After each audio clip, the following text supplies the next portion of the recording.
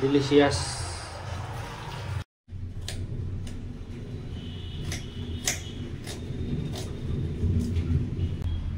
এটা ভাইজ সেটা পুরো গ্রাইন্ড করব।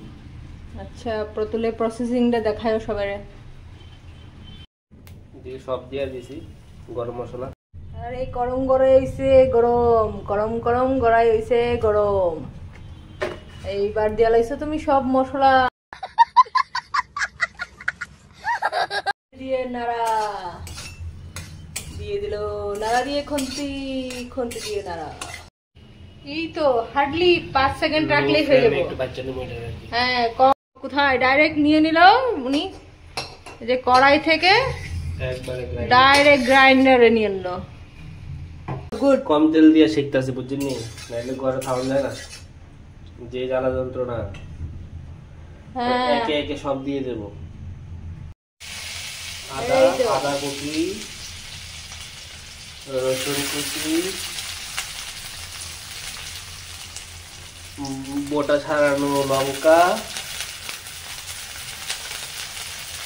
আর এখানে কুচি কুচি করা পেঁয়াজ ভেজে নিচ্ছে আমাদের দাদা, ভেজে নিচ্ছে। দেখে নেন কি করে ভাজছে। এগুলো ভালোই স্মেল ছাড়ছে দাদা। পেঁয়াজ দিয়ে একদম ব্রাউন কালার না হওয়া পর্যন্ত বাঁচতে থাকবো। ও আচ্ছা, ব্রাউন কালার হতে হবে না? ঠিক আছে ঠিক আছে। বলুন তো আর কতক্ষণ অপেক্ষা করবো? প্রায় হয়ে আইছে।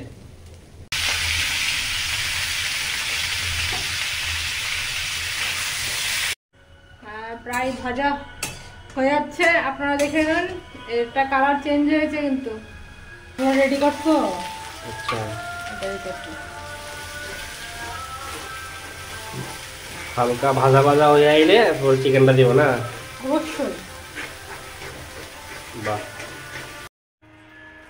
লাল মরিচ, রাতের বেলা যাকে বলে রং, রং,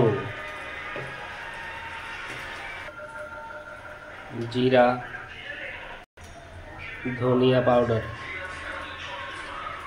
আচ্ছা আপনারা কইেন যে রাত্রেবেলা কোনো দোকানে বা নর্মালিতে হলুদ, আমরা খাওয়ার সময় হলুদ পাউডার দিই, ওই মশলার দিয়ে হলুদ দেয় আর কি কালারের লেগা, ওই হলুদটারে আমরা রং কই কি লেগা। আর দোকানে গিয়ে যদি কই যে হলুদ দেন, তারা দেয় না কে লেগা? কেউ যদি জানেন সাইন্টিফিক রিজনটা একটু কমেন্টে জানাবেন।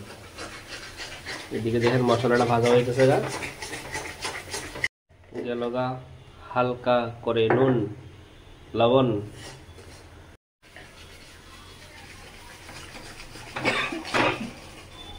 চিকেন দিতেছে গা।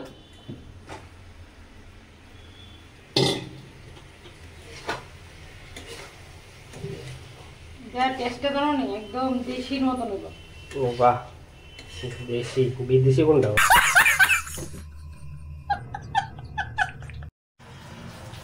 Wow delicious. প্রায় হয়ে গেছে গা, এখন নামাইয়া গরম গরম খাইলাম।